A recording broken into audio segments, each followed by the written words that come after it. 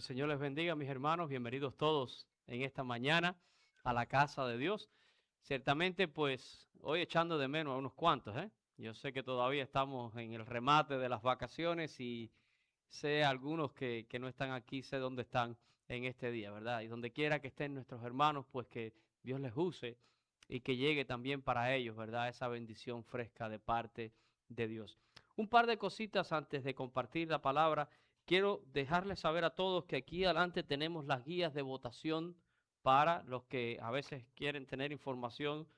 Esto nos los provee, ¿verdad? La Coalición Cristiana de la Familia, nuestro hermano Anthony Verdugo, y ellos hacen un arduo trabajo y siempre nos reportan, ¿verdad?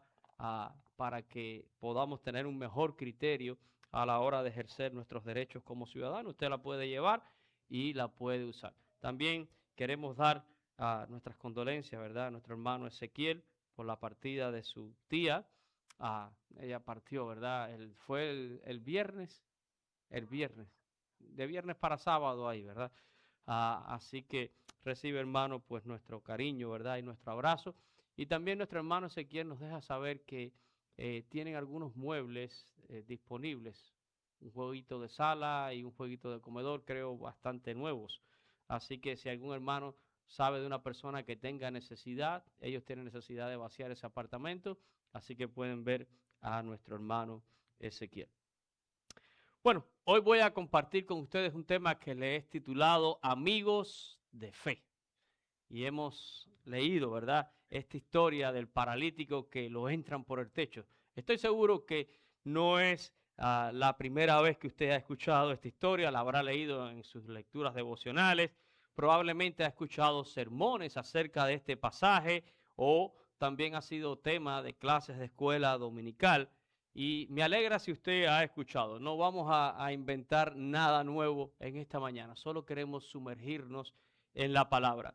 Y miren, generalmente cuando se habla de este pasaje, se enfatiza mucho la fe de aquellos amigos del paralítico, ¿verdad? Pero yo creo que no le hacen justicia al paralítico en sí, porque casi nadie habla de la fe de este hombre, ¿verdad? Miren, en el versículo 5 de esta historia, si vamos allí directamente, ¿verdad? La expresión al ver la fe de ellos, si podemos ir al verso 5 allí, año de la lectura devocional. Dice ahí el texto, al ver la fe de ellos. Y a veces limitamos ese ellos solo a los amigos del paralítico. Pero yo creo que está incluida la fe del paralítico también, ¿verdad?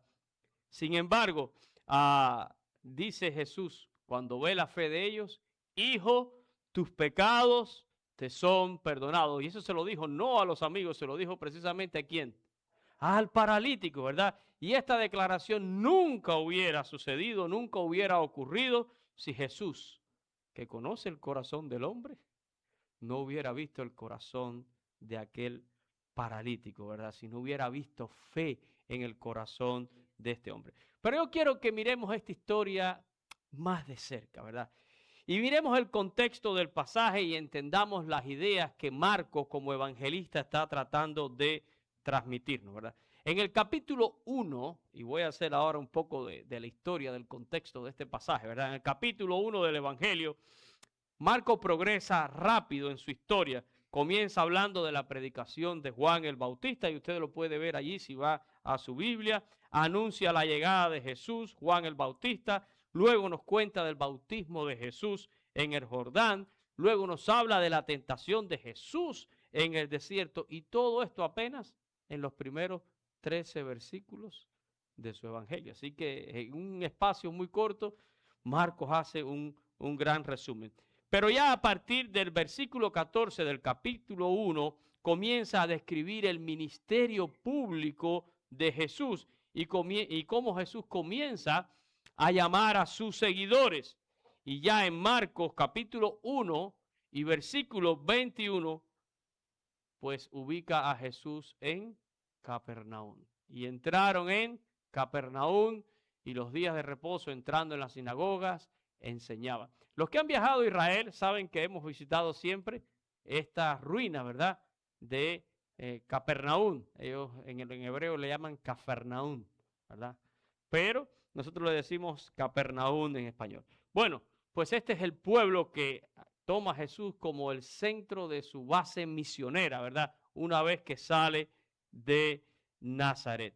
Y ya Marco lo pone allí, lo pone en la sinagoga enseñando, y todas las personas, dice Marco, admirados de su doctrina, porque Jesús enseñaba con autoridad y de una manera muy diferente a los escribas y a los fariseos de su época. Así que vaya poniendo y ubicando a Jesús allí en Capernaum. Fue allí, en esa sinagoga en Capernaum, cuando Jesús expulsa a un espíritu inmundo de un hombre, ¿verdad? Este espíritu inmundo lo confesó públicamente como el Santo de Dios. Ocurrió allí en Capernaum, ¿verdad? Marcos capítulo 1, versículos 23 y 24. Miren, dice, pero había en la sinagoga de ellos un hombre con un espíritu inmundo que dio voces diciendo, ¿qué tienes con nosotros, Jesús Nazareno? Has venido para destruirnos, sé quién eres, el Santo de Dios. Entendamos algo. En este punto del ministerio de Jesús, su identidad todavía es algo que las personas no lo dominan.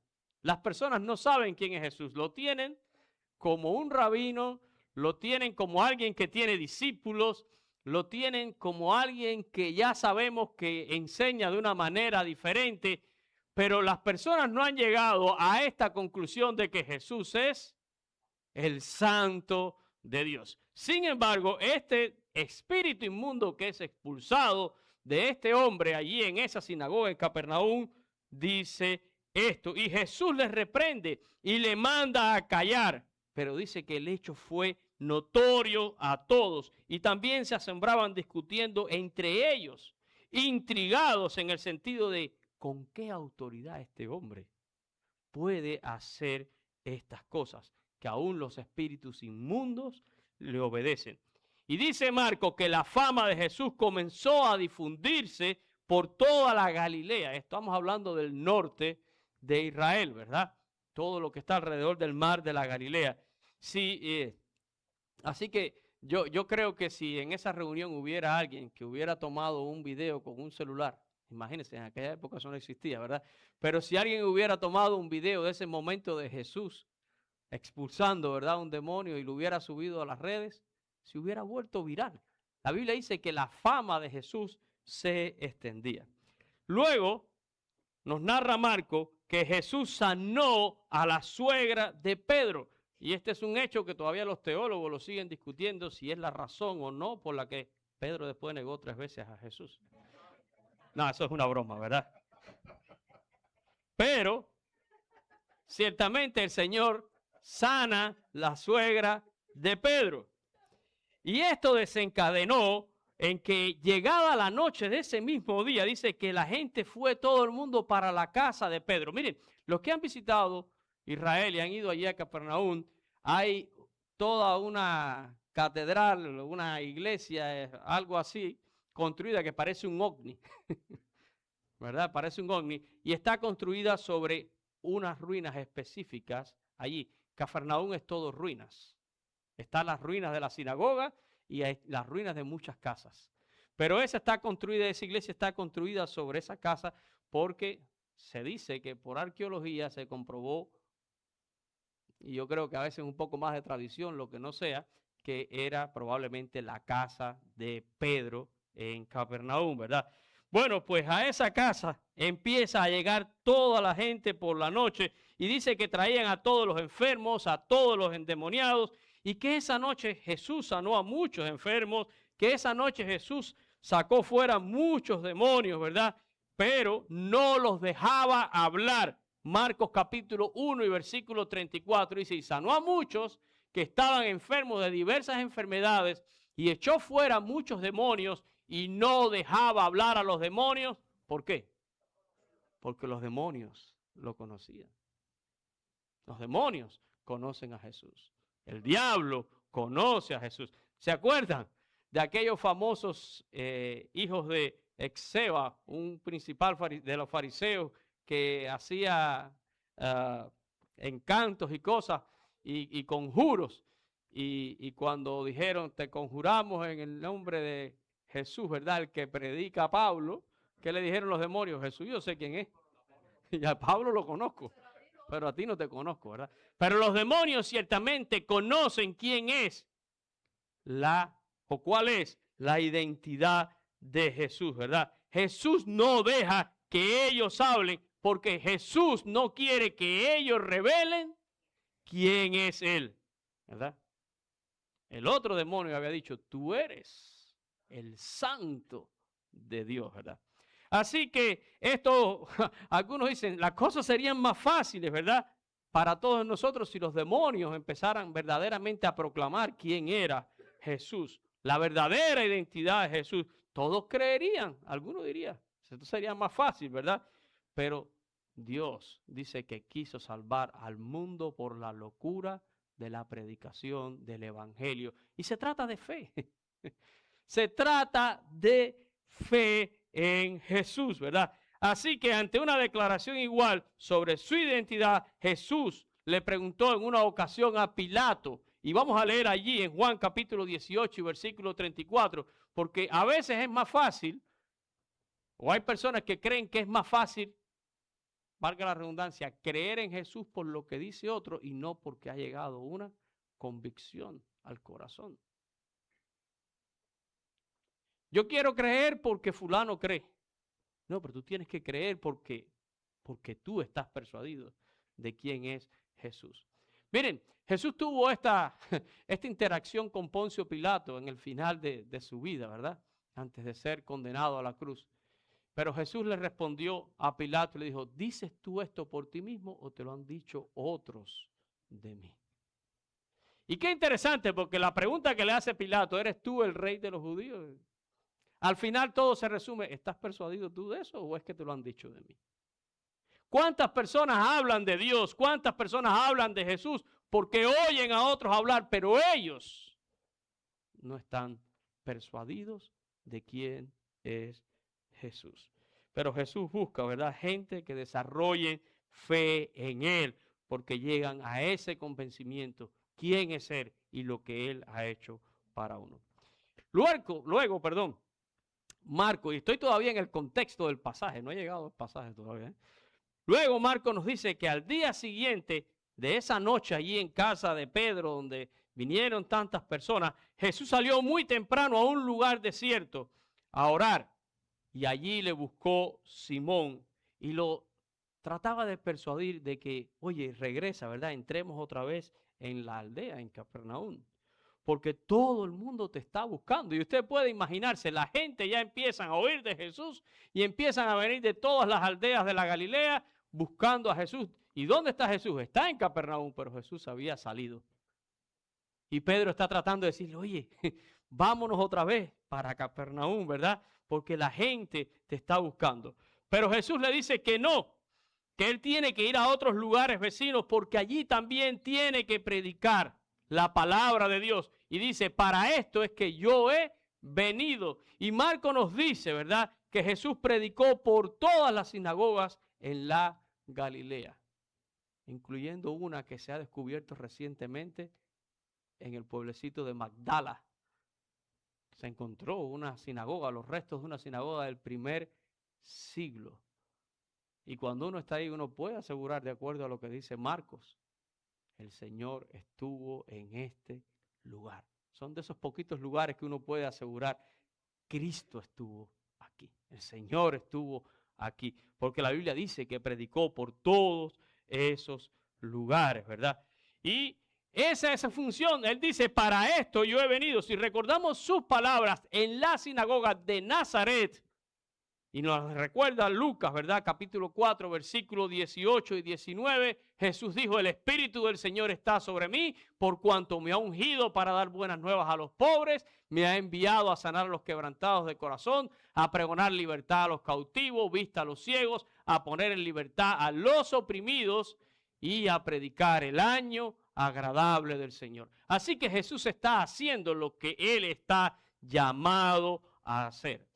Luego Marco nos describe que llegó un leproso de rodillas delante de Jesús diciéndole, si quieres, puedes limpiarme. Marcos capítulo 1 y versículo 40. y le dijo, mira, no digas a nadie nada, sino ve, muéstrate al sacerdote y ofrece por tu purificación lo que Moisés manda para testimonios de ellos. Este hombre llega a donde está Jesús, trae lepra y no debía ni tan siquiera aproximarse a Jesús por su condición. Aparte de que es una enfermedad contagiosa, era considerado un hombre inmundo, pero se acerca a Jesús y le dice, si tú quieres, tú puedes limpiarme. Y la Biblia dice que Jesús tuvo misericordia de él y lo limpió y lo sanó. Y le manda a decir esto, ¿verdad? Ve y ofrece conforme a la ley, el ritual que hay por tu purificación, pero no le digas a nadie nada, por favor. Y encontramos a un Jesús que manda a callar a los demonios y que manda a decirle a la gente, no andes haciendo alboroto con todas estas cosas. Y uno diría, esto parece tonto, ¿no? Tú lo que no quieres es que la gente te conozca, ¿o qué? Si tú eres el Hijo de Dios, date a conocer y hazte famoso. Y eso fue una de las cosas que Satanás usó también, ¿eh? Cuando tentó a Jesús en el desierto. Pero este hombre es interesante porque llega con un corazón de fe, pero llega también respetando la soberanía de Dios. Si tú quieres, tú puedes. Y eso deberíamos aprenderlo todos nosotros cuando nos dirigimos a Dios. Porque para Dios no hay nada que sea imposible. Absolutamente nada. Pero es si Dios quiere. Porque si Dios no quiere, como dice el refrán por ahí, no hay santo que ruegue, ¿eh? En el sentido de que hay que respetar la soberanía de Dios. Y Jesús tiene misericordia de este hombre y le dice, mira, no le digas nada a nadie. Pero el hombre hizo exactamente lo contrario. Marcos capítulo 1, versículos 44 y 45, dice, y él le dijo, mira, no le digas nada a nadie, sino ve, muéstrate al sacerdote, ofrece por tu purificación lo que Moisés mandó para testimonio a ellos. Pero oído él, ¿qué pasó? Comenzó a publicarlo mucho y a divulgar el hecho de manera, y entiendan ahora el alcance de todas estas cosas, de manera que ya Jesús no podía entrar abiertamente en la ciudad. La gente lo estaban abarcando, la gente, ya Jesús no podía entrar abiertamente en la ciudad, sino que se quedaba fuera, en los lugares desiertos, y venían a él de todas partes, ¿verdad? Y es aquí entonces donde comienza nuestra lectura devocional. Le he hecho todo este relato aquí rápido del capítulo 1 de Marcos, ¿verdad? Aquí es donde comienza nuestra lectura devocional. Y Marcos nos dice que después de algunos días fuera de Capernaum, Jesús vuelve a entrar a la ciudad. Así comienza nuestra lectura devocional. Capítulo 2, versículo 1. Y entró Jesús otra vez en Capernaum. Pero estaba fuera, ¿por qué? Por causa de la gente, por causa de las grandes multitudes que lo seguían, ¿verdad? Jesús vuelve a entrar a la ciudad y la gente se enteró que estaba en casa, dice el texto. Y muchos suponen que sea la casa de Simón Pedro otra vez. Por eso de que Jesús dijo, ¿verdad? El Hijo del Hombre no tiene dónde recostar su cabeza. O sea, no se reconoce que Jesús tenía una casa propia. Pero el caso fue que inmediatamente que la gente se enteró, comenzaron a juntarse de manera, dice, que no cabían en la casa ni aún en la puerta, dice el texto, ni aún en la puerta. Y él les predicaba. En esta ocasión Jesús no está sanando personas, no está expulsando demonios, Jesús está enseñando la palabra de Dios. Lo había hecho en otros momentos, pero se presenta una situación atípica, ¿verdad? Y dice el texto que llegan en ese momento unos hombres. Llegan unos hombres trayendo un paralítico que era cargado, dice, por 4 de ellos. Normalmente aquí pasa como con los Reyes Magos, que siempre ponen 3 por los regalos. Y los amigos del paralítico siempre ponen 4, uno por cada punta de la camilla. Pero ¿y qué si eran 6? La camilla sigue teniendo 4 puntas. Y podían hasta turnarse. Dice el texto, ¿verdad? Que vinieron unos hombres. Es en plural. No sabemos cuántos amigos eran los amigos del paralítico, ¿verdad? Era cargado por 4 de ellos y no podían llegar a donde estaba Jesús por causa de la gente y deciden subir a este hombre en un lecho al techo para luego bajarlo donde está Jesús. Usted ha oído esa historia, ¿verdad? Probablemente ha visto alguna imagen, ha visto algunas cosas sobre esto. Y lo leemos rápido y tratamos de recrearlo en nuestra mente, pero en la realidad yo quiero que pensemos en algunas cosas, ¿verdad? Y es en el trabajo que presupone este esfuerzo. Piénselo por un segundo. Y no es solo el esfuerzo físico, el riesgo, el peligro que hay en este acto, ¿verdad? Porque estamos en el suelo con una camilla y un hombre, y ustedes creen que había un forlí de eso o elevadores.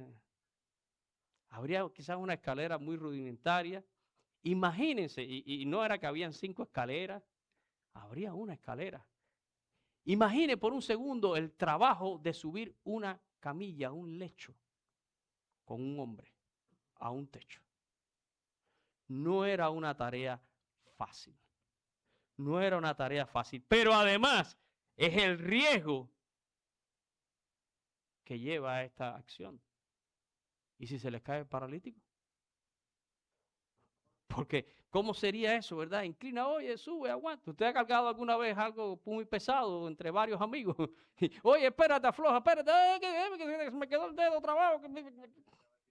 ¿Cómo habrá sido, Pero el riesgo, usted carga un televisor grande, un refrigerador, usted no quiere que se le caiga, porque si se cae, perdió el dinero de la inversión, Bueno, ¿qué sería cargar a un amigo? Y un amigo que tiene una condición. Un amigo que ya está paralizado y que yo no puedo permitirme el lujo de que este hombre se me caiga y se me dé otro golpe más. Porque puedo empeorar su condición. Pero hay otro riesgo más. No solo es el riesgo del paralítico, es el riesgo que tengo yo mismo de sufrir un accidente en este esfuerzo. Porque estoy tratando de subirlo y estoy tratando de que no se caiga. Y si el que se cae soy yo. Y el que se da el golpe soy yo. Y si el que se queda paralítico ahora del golpe soy yo. Hay todo un riesgo. Y la pregunta es, ¿qué motiva a estos hombres a hacer un acto tan loco?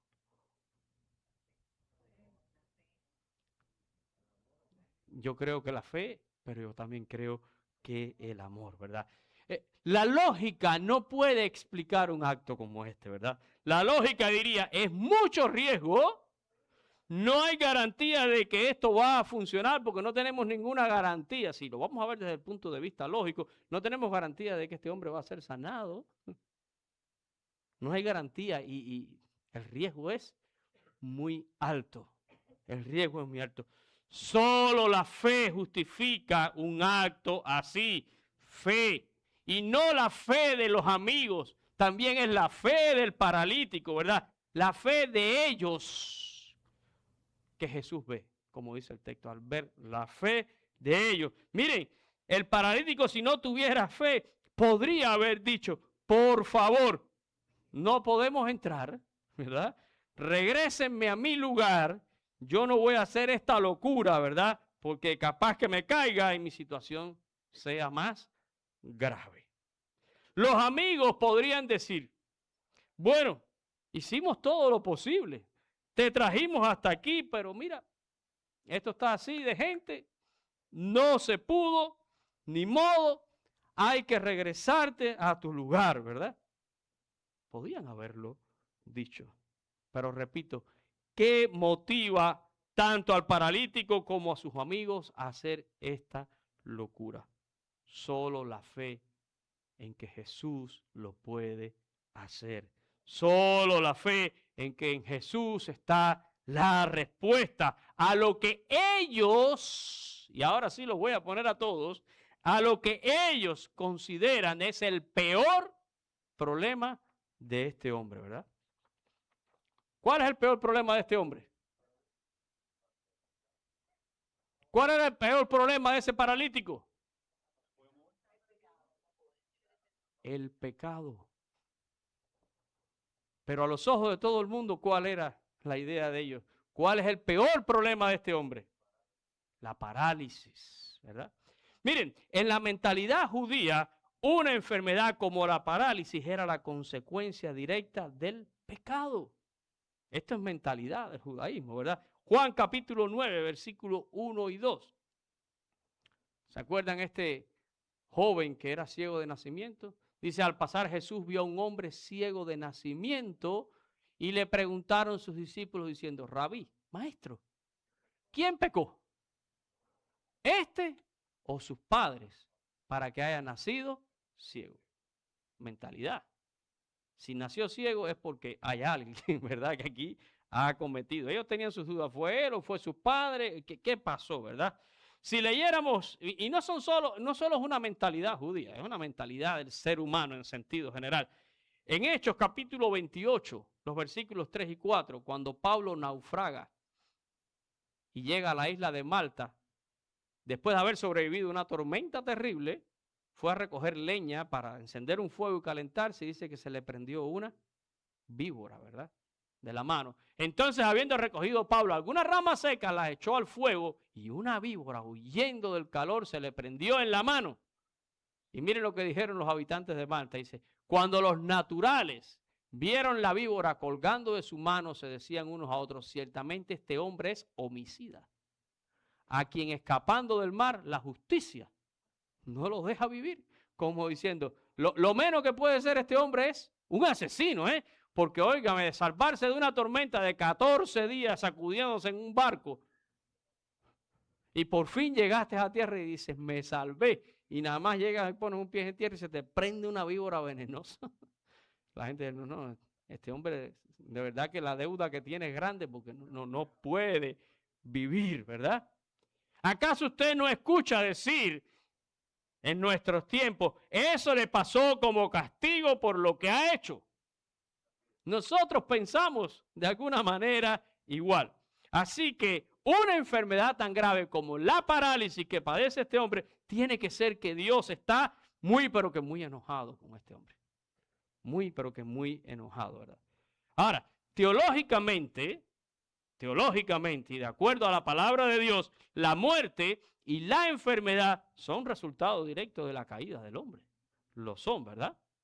Adán no fue hecho para morir ni para padecer, pero cuando llega una naturaleza pecaminosa, ya este cuerpo comienza a padecer. Así que en teoría, de acuerdo a en teología, no en teoría, en teología, la muerte y la enfermedad son una consecuencia de el pecado, ¿verdad? El origen de todos los males está en el pecado. Así que cuando Jesús ve la fe de estos hombres, trató primeramente con la causa y no con el efecto.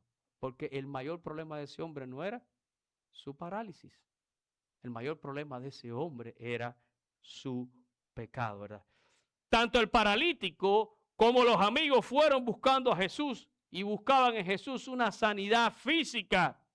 Sus corazones tenían fe para creer que Jesús los podía sanar. Pero Jesús primero ofrece la sanidad espiritual. Y aquí hay un problema muy grande para el ser humano, porque mucha gente que aspira a tener una relación con Dios, lo que busca de Dios es las añadiduras. Las añadiduras, la bendición, la sanidad, el esto, el otro. Pero la Biblia dice, busca primero el reino de Dios y su justicia. Y la justicia de Dios es lo que trata directamente contra el pecado del hombre. Todo lo demás, dice la palabra, viene por añadidura. Y las personas que estarían allí pensarían que el mayor problema de aquel hombre era ¿qué? Su parálisis. Como usted escucha hoy a muchos decir que el mayor problema de la humanidad es la pobreza, o que el mayor problema de la humanidad es la inmigración, o es la guerra, o es el terrorismo, o es el calentamiento global, o el mayor problema del mundo hoy es el desempleo, o la violencia de género, o el tráfico humano, y la lista pudiera decir, etcétera, etcétera, etcétera. Pero el problema más grande del ser humano sigue siendo el mismo, el pecado y la ausencia de Dios en las personas. Sigue siendo exactamente lo mismo. Las personas, como les dije, se acercan más a Dios buscando soluciones para lo que ellos, en su opinión, consideran es su peor problema. Y Jesús ofrece primeramente la solución para lo que es verdaderamente nuestro gran problema. Eso explica cómo un hombre como Nick puede ser más feliz que muchos, ¿verdad? Tengo una foto de Nick y muchos de ustedes la conocen. Sí, sí lo conocen. Nick es apenas un torso humano. No tiene pies, no tiene manos. Y es un gran predicador, déjenme decirle. Y recorre el mundo predicando. ¿Cuál sería el gran problema de este hombre? Y espero, si no lo conoce, búsquelo en YouTube. Tiene montones de videos. ¿Cuál sería el gran problema de este hombre? Alguno diría que es un torso. Nació siendo un torso, no nació sin pie, nació sin manos. Este hombre es mucho más pleno y mucho más feliz que muchos que tienen sus dos manos, sus dos brazos, perdón, y sus dos piernas. Él es tremendo. Y predica sobre una mesa, lo ponen sobre una mesa. Y cuando llega a la mesa, camina hasta el borde y dice, ay, no me puedo caer, capaz que me rompo un brazo. Hace un chiste. No tiene brazo para romperse. Es un hombre pleno, ¿verdad? Ahora, ¿notó usted el silencio en la historia del paralítico? Porque cuando vamos ahí al texto, dice, Jesús le dijo, hijo, tus pecados te son perdonados. Y este paralítico quedó en silencio. Oye lo que le está diciendo Jesús. Pero ¿cómo reaccionaría usted si fuera el paralítico en ese momento? ¿Qué le diría a usted? Oye, Jesús, he hecho toda esta locura. ¿Para qué? He hecho esto porque soy paralítico. No te das cuenta. Este es mi gran problema, Jesús. Pero la Biblia dice que el paralítico guardó silencio, acepta el perdón de sus pecados y no le exige en ese momento nada más a Jesús. ¿Qué habrá pasado, verdad? En su corazón en ese momento. Pero los que están mirando, los que están viendo esta escena, cada uno está sacando sus propias conclusiones de lo que están viendo. Los escribas que estaban allí consideraron las palabras de Jesús como blasfemia. Blasfemia, ¿verdad? Porque están convencidos de algo. ¿Quién es el que puede perdonar pecados si no solo Dios? Y ellos están en lo correcto, ¿verdad? Ellos están diciendo algo correcto. Pero antes de considerar que Jesús es un blasfemo, deberían haberse preguntado, ¿quién es este hombre? ¿Quién es este hombre? ¿Será el Mesías de Dios? Y Jesús, que conoce los corazones de los hombres y todo lo que hay en el hombre, sabe que están cavilando estas cosas en su interior y les hace una pregunta. ¿Qué es más fácil decir al paralítico? ¿Tus pecados te son perdonados? O decirle, levántate y anda. ¿Qué ustedes creen que es más fácil? ¿Qué ustedes creen que es más fácil?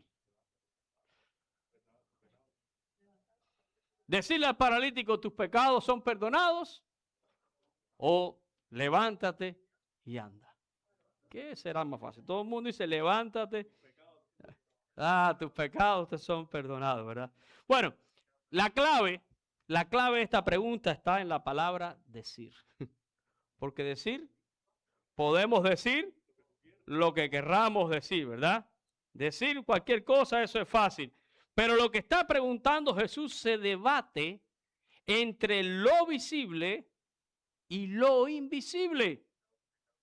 Decirle al paralítico, tus pecados te son perdonados, es una afirmación invisible. Y nadie puede de manera tangible comprobar eso. Pero decirle al paralítico, levántate, toma tu lecho y anda, es una afirmación visible, ¿verdad? Y mucho más difícil desde el punto de vista humano. Humanamente no se puede. y el resultado tiene que ser tangible y el hombre se tiene que levantar, si no, esto ha sido una mentira, ¿verdad? Y ojo, porque esta pregunta tiene cierta relevancia, incluso hoy en día. Hay mucha gente diciendo cosas, ¿eh? A mí Dios me habló, ¿y cómo lo compruebo? A mí Dios me reveló. Muchas veces jugamos con las cosas en eso, ¿verdad? Jesús está diciendo que es más fácil. Aquí es lo visible y lo invisible, lo tangible, o sea, lo que se puede comprobar y lo que no se puede comprobar. Y Jesús hace este contraste porque los líderes religiosos lo están acusando de blasfemia al afirmar que Él no puede perdonar pecados, que eso es algo que solo Dios lo puede hacer. Pero si Jesús sana al paralítico, si de verdad el paralítico se para y recoge su lecho y hay una sanidad instantánea, su autoridad entonces quedará demostrada. Solo Dios puede hacer esto también.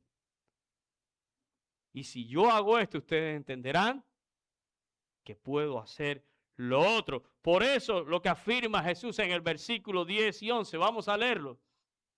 Miren allí, dice, pues para que sepáis que el Hijo del Hombre tiene potestad en la tierra para perdonar pecados, dijo al paralítico, ¿verdad? Verso 12, a ti te digo, levántate, toma tu lecho y vete a tu casa. Y en el 12 dice, entonces él se levantó enseguida y tomando su lecho, salió delante de todos, de manera que todos se asombraron y glorificaron a Dios diciendo, nunca hemos visto tal cosa, solo Dios que tiene autoridad. Ahora, quiero que regresemos al tema del paralítico, porque este hombre entró por el techo, entró paralítico, entró acostado en un lecho, y ahora ¿cómo sale? Sale por la puerta, no salió por el techo, sale por sus propios pies, sale sin parálisis y sale cargando su lecho. Pero lo más importante, salió con sus pecados perdonados. Porque ¿qué puede estar viendo más las personas allí? ¡Wow! El paralítico se sanó. El paralítico caminó. Miren, este hombre entró por el techo, acostado en un lecho, y ahora sale por sus pies, caminando y cargando su propio lecho. La gente está viendo lo que es tangible, pero ese hombre también salió con sus pecados perdonados de allí. Y ese es el resultado de un verdadero encuentro de fe con Jesús. ¿Saben? Algunos teólogos han dicho esto. Algunos teólogos dicen que así de radical debería de ser nuestro cambio cuando experimentamos un nuevo nacimiento. ¿Cuántos de ustedes creen que demoró todo esto de que Jesús le dijo, a ti te digo, levántate, toma tu lecho y anda? ¿Cuántos de ustedes creen que eso demoró? Fue el momento. Fue algo radical. Ese hombre pasó de estar acostado a salir caminando. Y créanme que no estuvo en un rehab, ni tuvo 3 meses de terapia, ni nada de eso, ni comenzó a andar con un walker y poquito a poco para que la... No. De parálisis a salir caminando. Segunda de Corintios 5:17. Si alguno está en Cristo, nueva criatura es. Las cosas viejas pasaron, todas son hechas nuevas, ¿verdad? Y yo concuerdo con estos teólogos que dicen que así de radical debería de ser nuestro nuevo nacimiento, nuestra conversión a Cristo, ¿verdad? Ernesto decía algo, que somos paralíticos espirituales. Bueno, es como una alegoría, pero es una buena ilustración, ¿eh? Es una buena ilustración. Sin Cristo estábamos paralizados. Y ahora en Cristo Jesús andamos, ¿verdad? Así que la fe de aquel hombre, la fe de sus amigos, propició aquel encuentro con Jesús que cambió radicalmente la realidad física de ese hombre, pero también su realidad espiritual. Y si algo le asombra a Jesús, si algo mueve la misericordia de Dios, es la fe en el corazón. Mateo capítulo 8, versículo 10. Jesús celebra la fe de aquel centurión que vino a rogarle, ¿verdad?, por la sanidad de su siervo. Al oírlo, Jesús se maravilló y dijo a todos los que le seguían: de cierto os digo que ni aún en Israel he hallado tanta fe. En Lucas capítulo 8 y versículo 48, Jesús celebra, reconoce la fe de aquella mujer que se acercó con flujo para tocar el manto de Jesús. Y le dijo: hija, tu fe te ha salvado, vete en paz. En Lucas capítulo 17 y versículo 19, Jesús celebra la fe de aquel leproso que vino en un grupo que eran 10 y solo aquel viró. Los otros recibieron sanidad física, pero este viró. Y Jesús le dijo: levántate, ¿verdad? Vete, tu fe te ha salvado, ¿verdad? Si algo impresiona a Dios, es la fe en el corazón.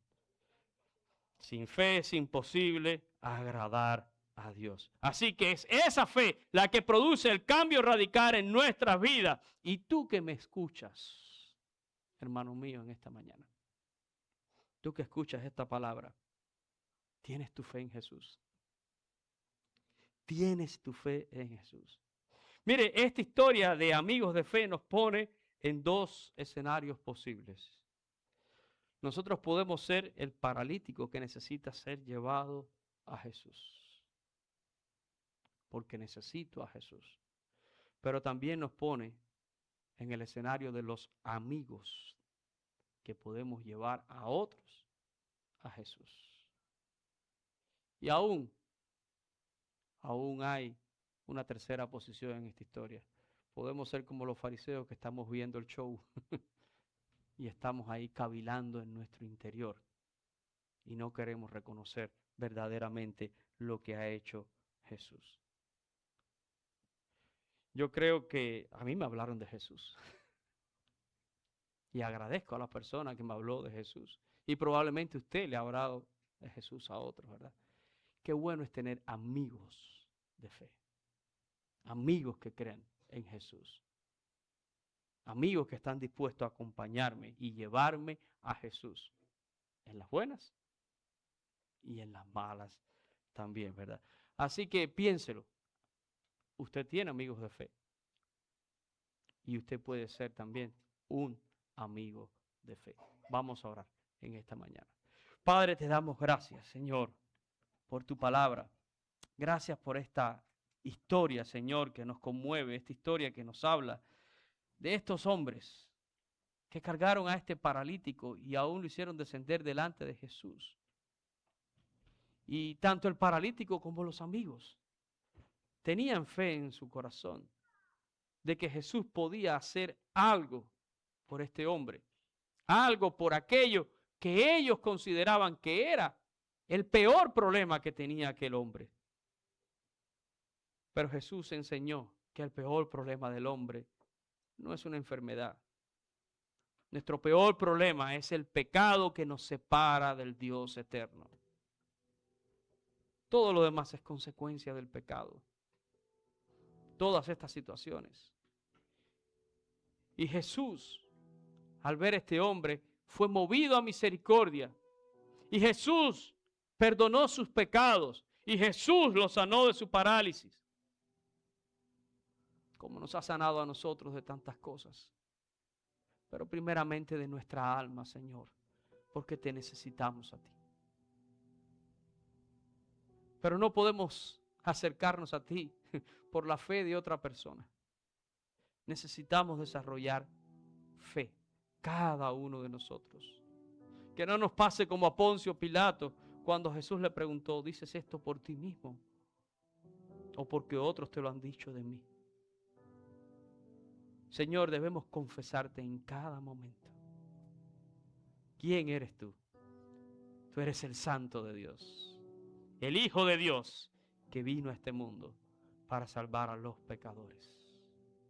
Por eso predicamos este evangelio, Señor. Permite que nuestra fe esté en ti, Señor. y permite que seamos amigos de fe para llevar a otros, Señor, a tus pies, para que encuentren en ti el perdón de los pecados, la vida eterna. Y Señor, cualquier otra cosa, soberanamente tú puedes obrarla en la vida de tus hijos. Ayúdanos a caminar contigo, Señor, y bendice esta palabra en nuestros corazones. Oramos en el nombre de Jesús. Amén.